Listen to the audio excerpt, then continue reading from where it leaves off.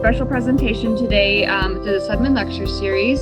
For those that don't know, Sundman Lecture Series and the Money Talks were supposed to happen for the World's Fair of Money in Pittsburgh here in August, but we had to cancel that due to COVID. So thank you all, to all of our presenters for taking the time to move it all to our e-learning platform.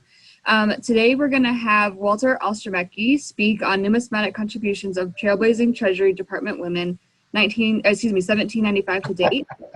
So he doesn't have a PowerPoint presentation, so it's just going to be a special talk for you guys. If you do have questions, please use the chat or the Q&A feature here in Zoom. The questions will come to me, and then I can read them off to Walt as they either come in or at the end, whatever he chooses. And at the end of the presentation, if there's going to be a survey that I'll send out here in Zoom, please fill that out honestly so we can see how we did, what you thought, and what we can change. So go on from now, I'm going to turn it over to Walt. Enjoy. Okay, well, thanks, Brianna. I appreciate it. Thank you all for those joining in today. I hope you enjoy it, especially if you're women out there. I hope we have some women joining in to learn about their exploits here.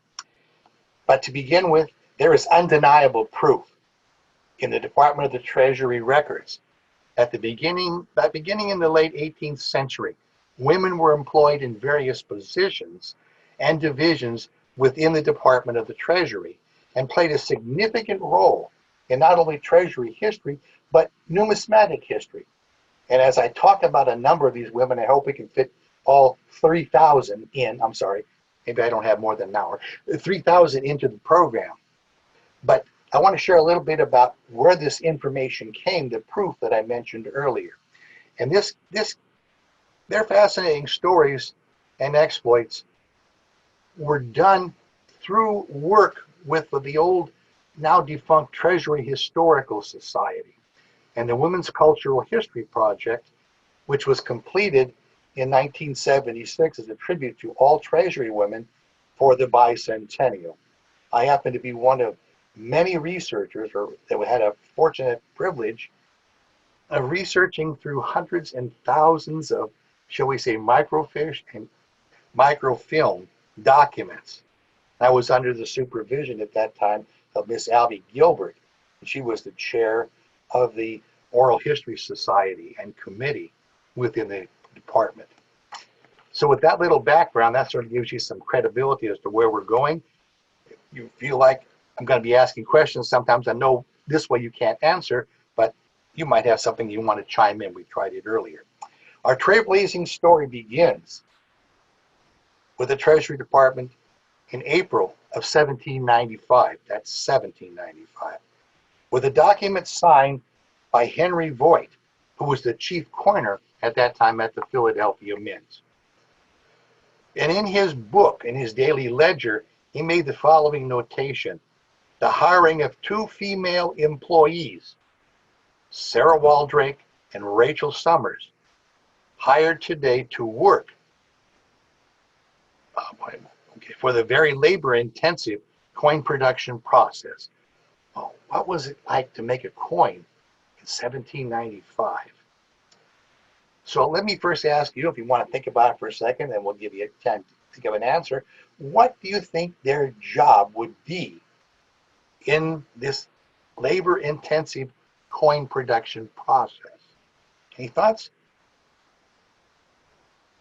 If not, let me give you a quick answer. They were hired as adjusters. No, not insurance adjusters, but they were hired as coin adjusters who weighed blanks and adjusted those weighing too much by filing the edges of the precious gold and silver blanks to the proper weight. They also rejected those underweight, kept them in a stack and a pile elsewhere to be counted at the end of the day, because the mints had to keep track of every little gram of gold and silver that was being used at the time. But what do you think a typical adjusting room might have looked like in Philadelphia in 1795? Well, one good thing, it was a separate room from the minting facility itself to cut down on the noise of the manufacturing. And it was an ideal position for women. Adjusters, both men and women, sat at groups of long tables and they were done by male and female. Looks like the women here were sort of lonely and just talked with themselves when they had. But each in front of them had an assay scale and a file. Not too much work. The adjusting room, of course, was unfortunately poorly lighted, and the doors were locked and their windows were completely shut, so they could not be opened. Of course, I'm sure you know this is probably for security reasons, but that is not the main reason. You realize what wind or any kind of air at that time does to the weighing of scales. Now, it throws out, if there's any kind of breeze, it throws off the weight scale and gives an incorrect weighing. So that's why. Can you imagine what they had to wear? And I'm going to spend a little more time here, and later on we'll go faster. But what did an adjuster wear? What did a woman adjuster wear? Well, let me tell you, there was a thick garb that went over her neck and down her shoulders, down into her lap, and covered her dress. The end of it was nailed and actually buttoned to the table in front of her. So if any of the filings fell on her, they could easily be brushed off onto the table in front of them. They wore heavy gloves. Can you imagine like they wearing heavy gloves? Thick, heavy, tight gloves. Their hair was covered with leather bonnets. Boy, these special leather bonnet coverings were heavy and cumbersome like you wouldn't believe. Can you imagine the heat at that time in Philadelphia in the summertime? Oh, must have been unbelievable. Well, some of the other little known facts about women versus men adjusters at Philadelphia. They kept daily reports in the adjusting room of each individual that adjusted a coin. It was written down in a ledger. Those show that female adjusters handled both gold and silver, while men, get this, did only the silver. Interesting. Any thoughts maybe as to why? Well, one good guess might be I have here, honesty, integrity comes to mind for me. So basically, how many gold blanks did the two women adjust, let's say, for the year 1795? Well, there's no way to get an exact account. However, we can look at the total minting figures for the gold coinage struck in the year 1795. There were two denominations which were struck, the $5 and the $10. The $5 gold coins roughly had 14,707 pieces. The $10 had 5,583 pieces struck. Now, you want there too, in 1796, the total also included quarter half eagles. However, that coinage was about 11,737. So they had a lot of work. It wasn't really that much work. I guess they spent a lot more time on silver than they did gold. You may be interested to know, what did Sarah Waldrake and Rachel Summers receive as pay? Now remember, the mint at that time operated 6 days a week, 10 hours a day. And women were paid, get a load of this, if you're seated, not hold on to your seat. They were paid 50 cents for 10 hours. Yeah, approximately $26 yearly. And here's what the records also show. Men would take no less than $1.20 or $62.20 a year. Seems like there's some pay disparity already. Well, what could their numismatic contributions have been to our hobby? Well, thanks to the slabbing services or grading services today, they provide one answer for the gold coins anyway, struck in 1795 up to about 1800 at Philadelphia. And that notation is on one of my other ones here as well, but I don't again, I'll have something. But the notation here reads, marks filed on edge. So this is where the legacy begins for those women. You can be assured that when women put that there, because they used the file to adjust the things. And in this case, it would have been Sarah Waldrake or Rachel Summers. From 1803 to about 1830, more women coin adjusters were employed at the Philadelphia Mint. I remember at this time we only had the mints in the Treasury Department. Not until the Civil War we see the various other bureaus and departments develop. They were employed, there were 60 at the time. In addition, during that particular period, the Customs Service hired women as nurses, lighthouse keepers, clerks, bookkeepers, and in Virginia, they were hired as surveyors. What do you think of surveyor? George Washington out there staking out a property? Well, the term surveyors is not what you think it was.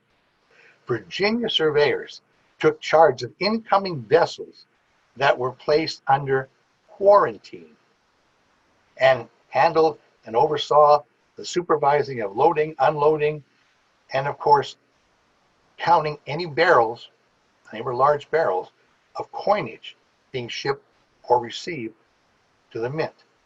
The first woman to be employed by the Treasury Departments as a customs field agent was Miss Augusta Owen in 1831.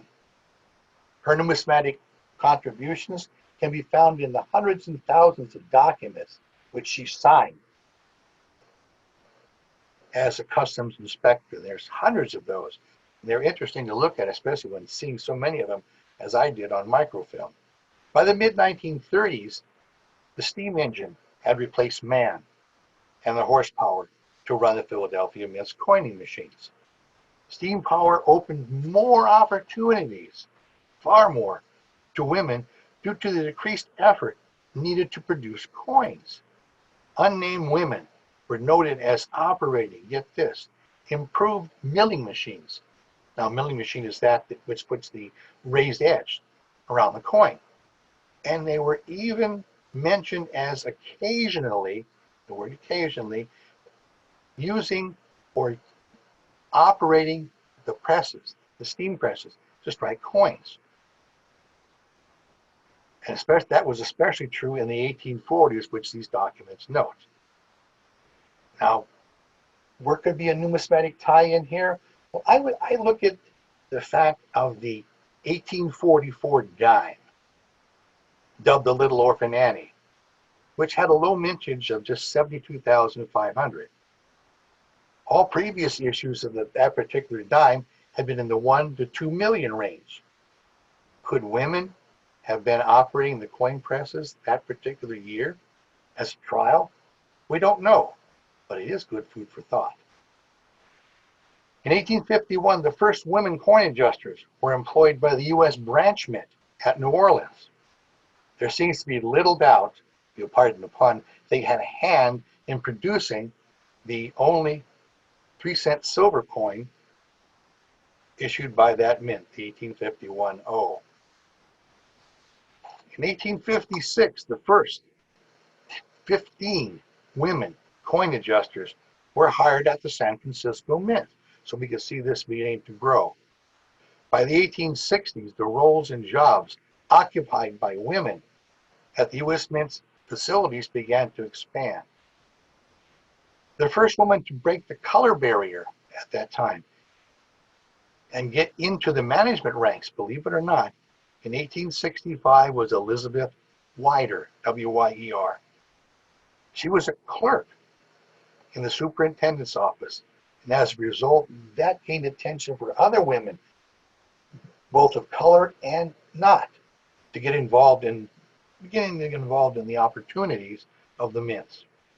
The big change came with the dawning of the Civil War.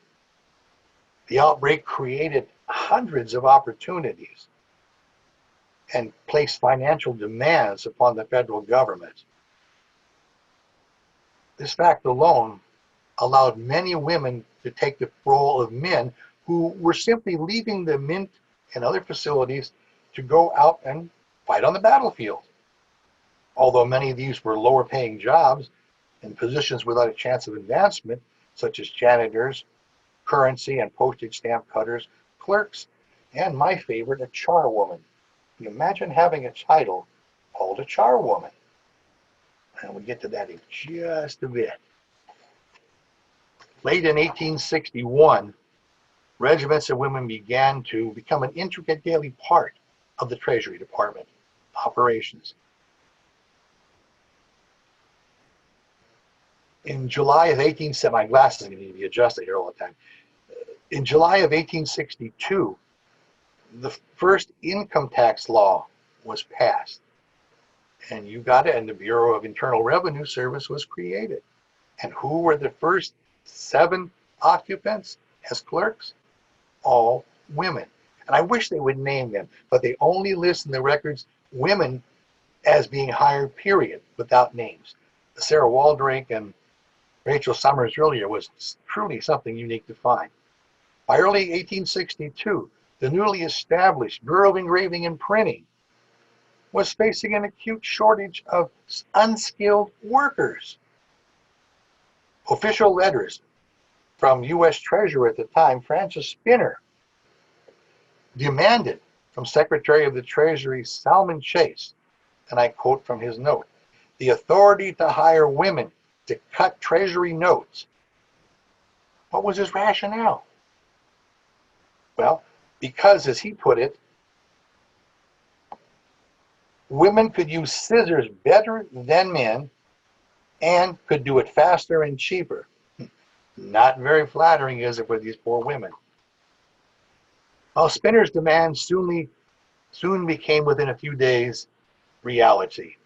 In April of 1862, Miss Jeannie Douglas was hired on a trial basis to ready U.S. currency for distribution. Under close supervision, male supervision, I might ask, administrative supervision, I may say, she performed her duties brilliantly with quickness, skill, and quality. She was formally hired the following week and paid a salary roughly $600, or about $50 a month. Of course, men received, unfortunately, twice as much. Within weeks, Spinner was able to hire 70 more women cutters.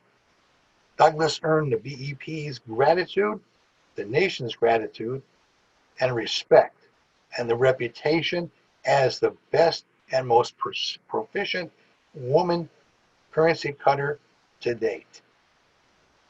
So next time, those of you that are collectors out there of U.S. greenbacks, our older currency in raw or certified condition, find the following notation. Perfect centering with clean cut margins. Now, this was given to you in reality by woman, and perhaps even trailblazing women. The trailblazing woman is Jeannie Douglas. She remained an employee of the BEP until 1881. Well, here again, the overall Treasury Department's color barrier for employment was shattered in November of 1862. Sophia Adams, a free African-American native of Washington, D.C., was the first woman of color to be employed by the Treasury Department itself in the Treasurer's office. She was hired by the Division of Issue within that office as a charwoman at $15 a month, roughly $180 a year. Now, what was a charwoman? Well, it might be a fancy term at that time for a janitor who cleaned up the workspace within the cutting room of the Division of Issue. And she would burn and destroy all the scraps of paper and stuff at the end of the day. For her claim to fame, and numismatic fame as well, her claim of fame was to save the Division of Issue over millions of dollars in newly printed large denominations of $1,000 notes, which she discovered hidden in a trash can covered up with material on top. Now, not knowing what to do, she thought about it and they said, well, I need to get a hold of Mr. Spinner. And of course, Mr. Spinner at the time was known to be the watchdog of the Treasury because he slept in the Treasury building itself in Washington, D.C. She hesitantly coaxed him up and came over and pointed to a trash can, a waste paper, and she said, pick up the paper. And he was mortified at what he saw. Of course, she was held temporarily and no answer was given. And even the Division of Issue could not find out why these stacks already to be issued $1,000 notes were in that trash can. A few days later, Treasurer Spinner rewarded Mrs. Holmes for her honesty and with an official appointment as janitress. Okay, well, that term again, it can be misleading from what we know about it today. She actually became a messenger for Spinner with an annual salary of $660. She served in that job for 38 years. She died in 1900. But her distinguished service as an African American paved the way for future women to join not only the menial ranks, but the managerial ranks and even the political administrative ranks of the Treasury Department. And that culminated in 1977 when President Jimmy Carter appointed the first African American woman, Azzie Taylor Morton, to the top position of U.S. Treasurer. In 1864, Mrs. William A. Leonard was employed by Treasurer Spinner at the BEP office. Never guess what her job was. No, she wasn't janitress, she wasn't a clerk, she wasn't an administrator, but she was the first chief counterfeit detector for the Bureau of Engraving and Printing. She quickly gained a reputation as the most remarkable woman in government service. And during her incredible 41 years of service with the Bureau of Engraving and Printing, she is credited with saving the government billions, that's with a B, of dollars. She had a special gift for spotting even the best counterfeit currency in circulation. The highest honor paid her and distinction came by way of the journalistic press, who feted her constantly for her work, but they dubbed her as the Treasury Department's female Sherlock Holmes. What a tech. What a tech. Following the devastating Great Fire of Chicago in 1871, there was a serious financial crisis within the city. Millions of dollars of currency, securities, bonds, postage stamps, etc. had burned. Treasury needed to salvage and piece together the charred remains of over 100 crates, and these crates were just about the size of small coffins for children. Well, 6 women from the Treasurer's office were assigned the task of identifying every charred government document, financial document, under the supervision of a woman, Martha J. Patterson. I don't know if that name might ring any bell for you. Give you a chance to think about it, and then we'll provide you with an answer here. But she was the daughter of President Andrew Johnson. She and 6 other women painstakingly completed the identification task of every item in those 100 boxes in little over 2 years. Wow. I don't know what it's like to go through all those ashes. I would sneeze. Anyway, up until 1877, men supervised, women at the various Treasury Department bureaus. But in that year, Elvira Cohen became the first woman to receive a supervisory position of manager of the adjusters at, guess where? The Carson City Mint. From 1882 to 84, Sarah Brown, a well-known woman of distinction, was hired in June of 1882 for the position of press room gold coin adjuster by San Francisco Superintendent Burton. Again, any idea as to what her distinction was? Give you a couple of seconds to think about it. Well, she was the daughter of abolitionist John Brown, and a beloved woman of the time. Now, her specific task, she had one task for those years, for those 3 years.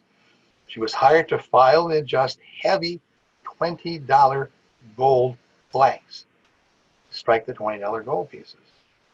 Chief Coroner Charles Gorham notes in his account book that she handled a total of 400 of those gold blanks per day.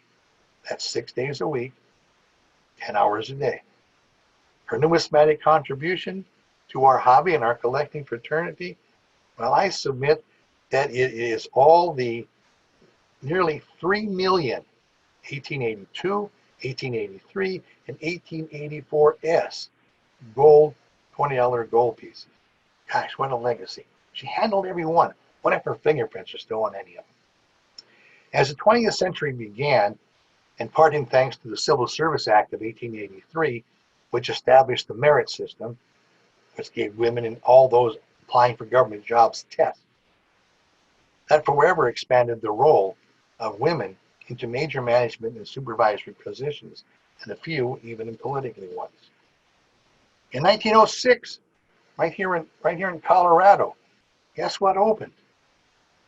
The U.S. Mint at Denver opened and set precedents right away for women by the hiring of numerous women as coin press operators.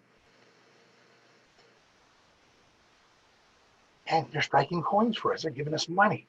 The Mint also set a single-year record in 1906 for coinage, which was the record that lasted for nearly 40 years until Denver Mint Superintendent Bette Higby took over in 1969.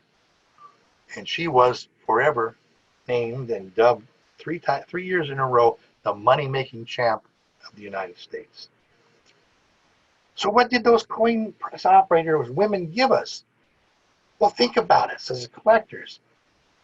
Next time you handle one of those precious 14D cents in any grade, they could have struck it. How about that 1922 D plane? Talks about men involved there, but women, I'm sure, had a hand in it as well. What about that famous 1918/17 overdate in the Buffalo nickel? What about that infamous 1916 D dime? What about the 1932 D Washington quarter, the 1921 Walking Liberty half? And of course, those few scattered, shall we say, 1943, what? Copper cents. Women could have had a hand in all that. In 1909, the San Francisco Mint readies for production of the new Lincoln cent. With the precedent set in Denver, women there were hired as coin press operators because additional operators were needed to strike the new coin, which was coming out, the Lincoln cent. And not only that, the Lincoln cent wasn't the only coin to be struck that year. The Indian cent was struck as well. One could say that a quality or a quantity of 1909S Lincoln cents, 1.8 million, the 1909S VDB, the 484,000, and maybe all of the 1909S Indian cents were in fact produced by women. Reason? The latter two were done in one special area within that San Francisco Mint. This is information that I received from Carol Marshall in 1991 when she was the first woman superintendent of the San Francisco Mint after it was changed from an assay office. But if you notice in advertising of the 1909S VDB, it talks about a special brilliant tone luster. I'd like to attribute that to the women who produced that coin. In 1910, Margaret B. Kelly held the number 3 position in the office of the director of the Mint. She drew one of the largest paid salaries at the time for women. In her absence of the top 2 officials, Treasury Secretary Franklin McBee designated her as the acting Mint director. And so she spoke to the public and the press in that capacity. Mary Riley, of course, in 1928, became the first Mint's professional career woman to officially be designated with the title Assistant Director of the Mint. She served in that role for 15 long years. She was considered by President Roosevelt for the position of director which of course was given to the late Taylor Ross. Now that in itself, there's some speculation surrounding that as well. Think about it from what speculation could be surrounding the appointment. Well, rumors at the time said that Eleanor Roosevelt supported O'Reilly over Ross because her ancestry was not, get this, Irish. Don't know what that would have to do. Well, the president decided that Miss Ross was the right person for the job. In 1919, a young Miss Eva Adams was the first woman chemist hired by the San Francisco Customs Office. She would serve a long, distinguished career within Treasury in various capacities, which culminated with her appointment in 1961 by President Kennedy as the 27th Director of the United States Mint. Her tenure, oh boy, this is the fun part. I love listening to Eva talk about this at conventions and so forth. Her tenure was one of the most volatile periods in Mint history. Now think about it. What do you mean by volatile? Well, what did she give the coin hobby? Well, maybe some things we as collectors really didn't want, but we got anyway. Let's start off with clad coinage, removing the silver. She also gave us, during the years 1965 through 1967, the mint markless coins, because she was convinced that coin collectors had hoarded them because they had the letters D and S on it. But in 1968, she had done a 180-degree turnabout. She's responsible for the Kennedy half. And then comes the fun part of the story, the 1964 D silver peace dollar. And that is a whole story in itself that we could spend an hour talking about. But dealing with that, her finest hour was that after, oops, I'm on the wrong page here. After the issuance at Denver of 316,075 of the dollar coins, legislation was revoked. Oops, what do you do with the coins? Well, here, as Eva Adams told it before Congress, she said her knees were knocking the whole time when she raised her hand to be sworn in to tell the truth. She says that I guarantee every one of those dollar coins was destroyed. Well, controversy still surrounds that today. Annie E. Martin in 1825 became the first woman appointed to serve as assayer in charge of the Carson City Assay Office. She had the privilege of going through bags and bags of CC dollars. God, can you imagine going through a bag of 1,000 or 2,000 or 4,000 1899 CCs? I can't imagine what it would be like. But she got them all inventoried, she got them packed up, and she transferred them to the Treasury Department in Washington, D.C. She also assayed many other coins that were still housed there in the assay office, the old mint, from 1870 to 1893. She also built a collection which she gave to the Smithsonian. They weren't some of the best, but they were some of the best examples she had of Carson City coinage. The 1930s marked the dominance of women in more positions within the Treasury Department than ever thought possible. Women were able to reach the highest pinnacle at that time when Bette B. Anderson was appointed Deputy Secretary of the Treasury, the number 3 position.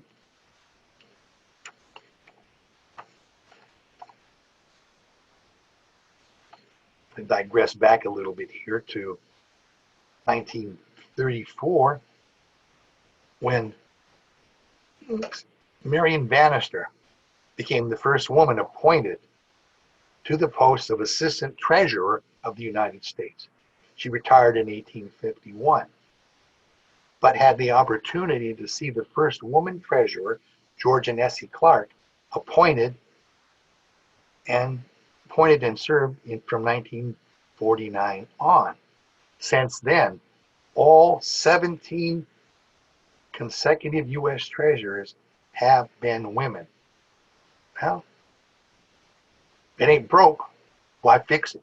That's sort of my thought here. These women have served proudly, and including our newest one here, Javoda Carranza, appointed by President Trump. In 1944, Helen C. Moore became the first woman assistant superintendent appointed by President Eisenhower at the Philadelphia Mint. She served there with great distinction for the 8 years.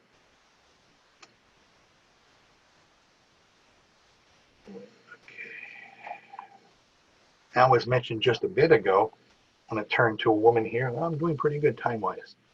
Georgia Nessie Clark, as I noted earlier, was the first woman to become Secretary or Treasurer of the United States, who diligently performed her duties and roles in a man's world at the time. But how did she become the treasurer? Well, of course, the death of the previous treasurer left a vacancy in the office. And President Truman was pondering, well, who should be appointed to that position? He wanted a professional. He didn't single out man or woman. He wanted a professional in that role.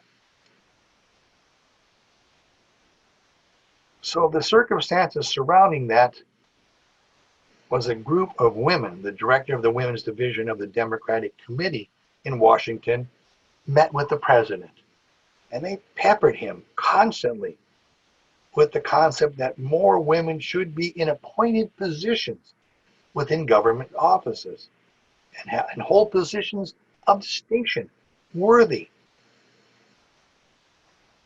They suggested that a woman be created for the vacancy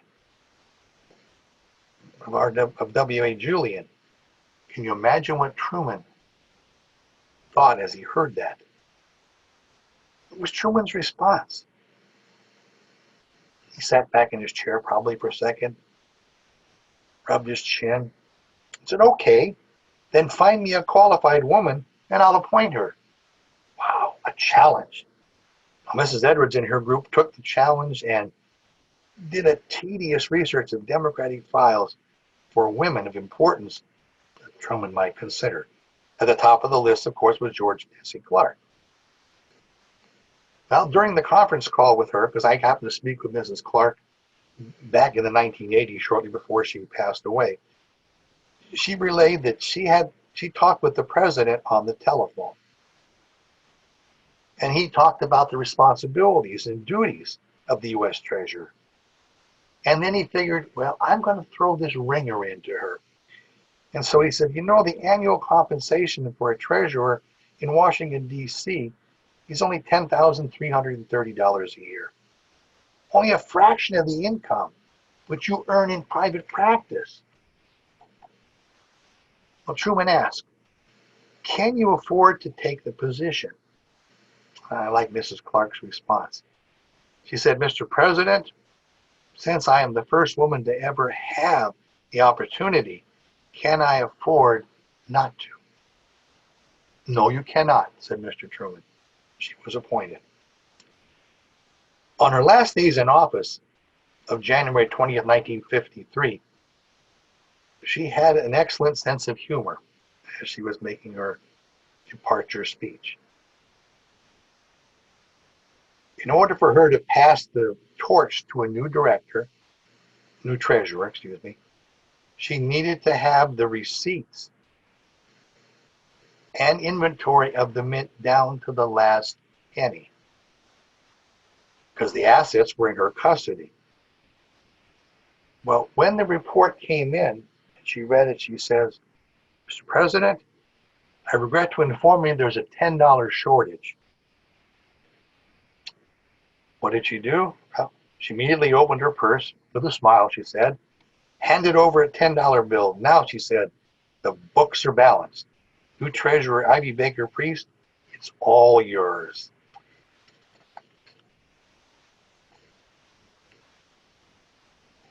And again, will be, as I mentioned, the individuals that were, I don't have a camera on, so I can't, I have some visuals here, but I don't have a camera on to do that. So maybe you can see or not. This kind of thing here. I want to see if you can, maybe you can see here. I don't need talking about now. This is not going to work because it's, anyway, I want to talk a little bit about U.S. Treasurer here, which was also one of the featured speakers at the Albuquerque Midwinter Show of 1980, of the ANA in 1981. Francine Neff. She and I got to be good friends over the years. And there I have pictures here of us in the Treasury Department. But she was the first woman to serve in 5 positions, and they weren't just positions listed.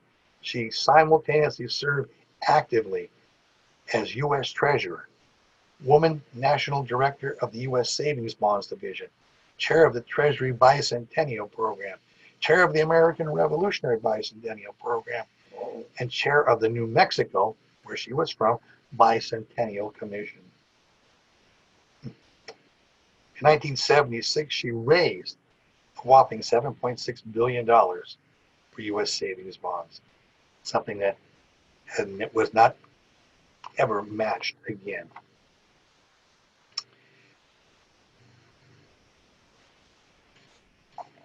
And as I mentioned, she was, I'm going to turn away for a second. This is the smaller one here. Maybe you can see it a little better up on the camera. But here are the 2 guests at that convention. Okay. On your, here is Francine Neff. And the lady sitting across from her noted she's got a $2 bill in her hand. That is Bette Higby, the former superintendent of the Denver Mint. And it was funny because these 2 women talked together, but had never had a chance to meet face to face, only over the telephone. And so Bette Higby was eager to get a signature on one of those $2 bills that had the signature of Mrs. Neff on it. And there's where some of the collectibles come in. Because here's, I'm going to try to show a quick example here. I didn't have these. But here is one of those examples of Mrs. Neff also with the Secretary of the Treasury, Bill Simon, signing it as well. So these, what they call them courtesy autographs, also become collectibles of the women within this particular field.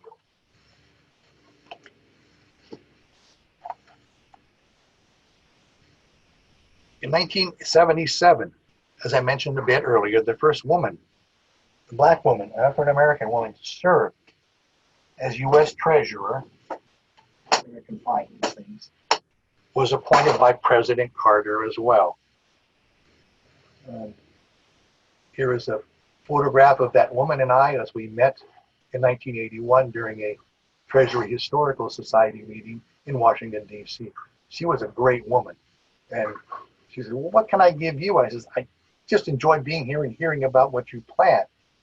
And she says, I want to give you one of my autographed pictures. And she did it here, but also another one that says, to my greatest collector. So see, I like being a greatest collector by women in the Treasury. Massey Taylor Wharton was one of those. She was a fantastic individual. In 1981, we'll go back to the Denver Mint, Nora Hussey was appointed superintendent. Well, nothing strange about that. The women had been there since the 1950s as superintendents. But she was the first non-native Coloradoan appointed by President Reagan to serve at the Denver Mint. And she took a lot of flack over this from the public and the press. And she found a way to explain why she was there. She says, I think that most people fail to realize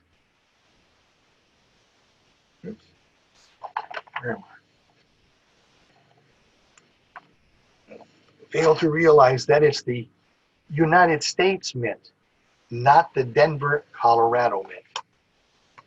And that political controversy quickly disappeared.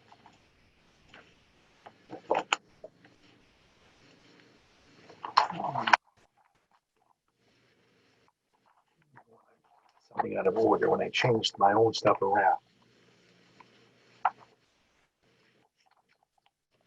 I want to move on. We're getting close to the end of time, and I seem like I'm a little disorganized, and maybe I am here, but there are many other women of distinction. And I promised a gentleman to send an email to Brianna that I would talk a little bit about the first woman chief engraver of the United States Mint. And that, of course, would have been Elizabeth Jones. And I had the privilege of interviewing her in 1990 for an article which I did in Coin World about her tenure, about her desire. And people say, well, she was sort of shoved out of office for some unknown reason. And yet, her contributions to history and to our numismatic hobby were sculpturally, that's the word that she used, sculpturally effective. She believed that the sculpture design was the most important thing in our coins. And it's always been a point of controversy since then. But she believed, and when asked, I said, well, what do you think your greatest sculptural accomplishment on a U.S. coin is? And she, without hesitation, the gold coins from the 1988 Olympics. She loved those particular coins. She poured her heart, she said, into them, and hoped that the American public appreciated them. And I'm sure that they did in the long run. I have a set, and it's great to have that. One of the unsung jobs within the Treasury came to existence about 1956, 57. And one of the new positions that was created was coin inspector. Now, in the cultural history book, I took this particular photograph out from it, and it sort of gives you an idea of a woman here sitting doing what? Sorting through newly minted coins for errors. Can you imagine? Look at her tedious face. She was zeroed in. Notice the gentleman in back of her doing the same thing. They would just, who cares? But I'll bet she didn't miss a single error coin. But this was a position that was created in order to give women more opportunities. With that, my time is probably just about up for the hour, but I do want to, I'm sorry, Brian, that's all right. You all right? Mm-hmm.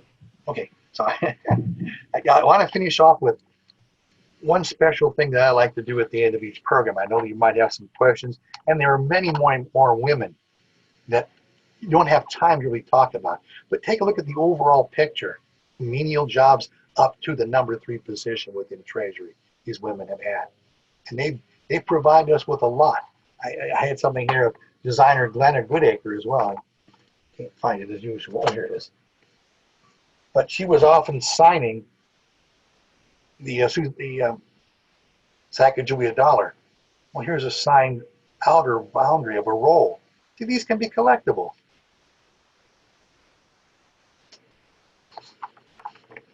But something is missing as we look over. What do we find that's missing today in 2020? Well, maybe soon, and it's a presidential election year, we will have the first woman appointed to the position of what? Secretary of the Treasury. I would love to see that. I'm sure you probably would too, because the story goes on. But I mentioned Betty Higby. She and I got to be friends at the Denver Mint and afterwards too. In fact, she used to always send my daughter special peanut butter cookies in the mail. My daughter would go out and run off with that mail. Did Betty send? Did Aunt Betty send anything? And you'd try to hide them, and she loved those cookies. And Betty loved to make them as well. Well, Mrs. Higby left the Mint. She took with her the most precious possessions that she received during her 8 years of tenure. And now that wasn't the special seat that the employees gave her upon retirement, when she could sit upon her assets, as it said, when she lifted the top up. Anyway, I'm not going to go into any more detail. But one of the most precious possessions that she had, and she asked me to share if I would when I would talk about her and other women would be letters they received from youngsters, from children. And I was going to conclude here with a couple of three or four, to give you an idea of what kids wrote to a mint about. Here's one from a young man in Gordon, Nebraska. And it says, I have a friend that has a little brother who has money that has never been touched by people. I don't see how it couldn't be touched. How did it get into the bags? How did they put money into sacks without touching it? And then he asked the question to the superintendent, how much is money worth that has never been touched? Of course, she provided her answer to it as well. Another one from a gentleman here in San Francisco. Says, I am sending 50 cents for uncirculated penny roll. I am sending another 50 cents for 50 cents worth of all sorts of messed up mint error coins, I guess you would call them. That includes pennies, nickels, dimes, quarters. I'd like it very much. Once you return the money and with the letter explaining it. And then I will, this one I like too. Here's one again, here's one from Eden, Michigan. My name is Matt, and that's all I'll say. I would like you, as superintendent, to answer the question. My grades depend on it, he underlines. What does a mint look like? What does a mint do? How much is a gold bar worth? How much, where are the mints located? What's the cost? Thank you very much. And my last was perhaps one of her favorite, from a young man in Duluth, Michigan as well. And it's addressed to Dear Government, but it made its way to Betty Higby's desk as the superintendent. It has three notations. 1, I smashed 2 pennies today. 2, I am very sorry for doing that. Could you send me information about why people shouldn't destroy or smash money? My name is, well, they became pen pals for years, Mrs. Higby. But on that note, I hope you've enjoyed a little bit of the history about the trailblazing women within the Treasury Department and many of the contributions that they have given to our hobby. With that, I thank you for your time. Brianna, it's back to you. Great. Well, thank you so much, Walt. This was a great opportunity to learn from you and hear all about your journeys and everything that you have ever gone through. So thank you so much for sharing that. I'm now going to go ahead and share the poll here for everybody. Please fill it out. It's only 9 questions, very, very easy. So now it's a great time to send in your questions. Again, you can use the chat or the Q&A feature here in Zoom. Walt, you had one question that came in so far.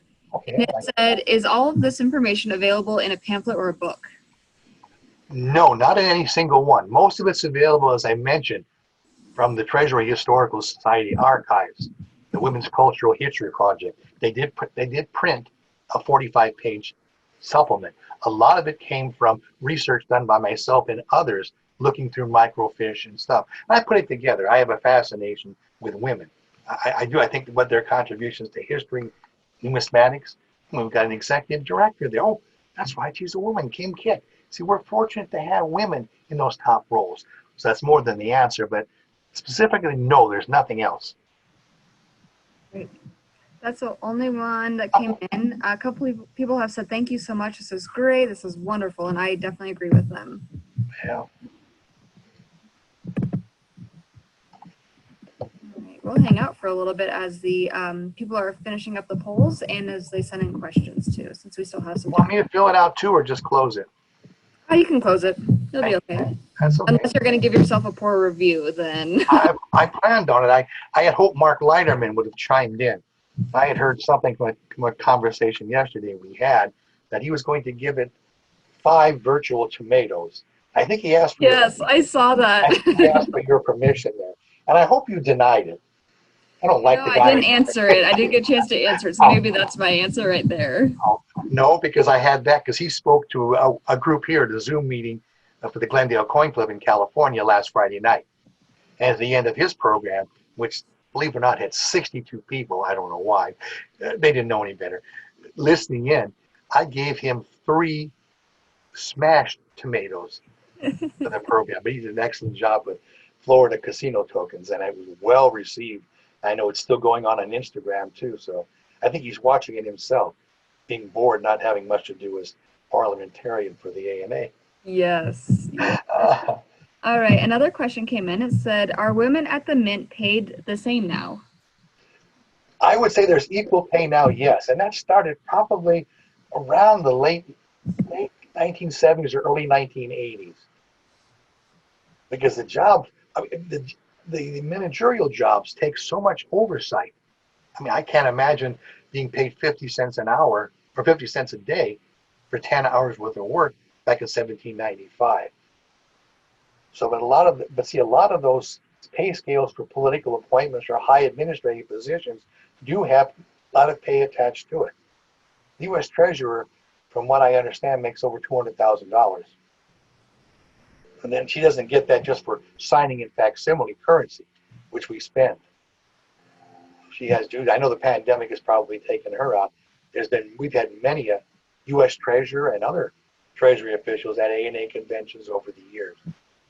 I said, for me, the most memorable was the 1981, we called them at that time, early spring show.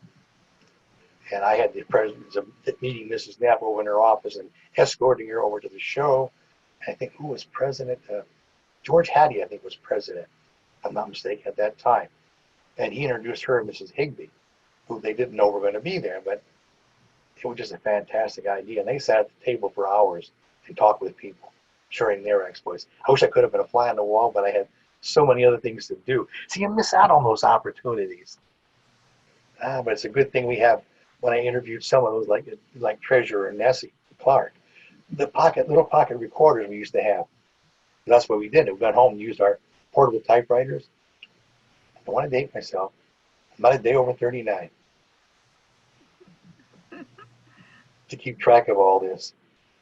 Anyway, if you are done with me, or if you need something else, or let's see. I mean, we have just a minute left or so. Again, if you haven't finished the survey, please go ahead and do so.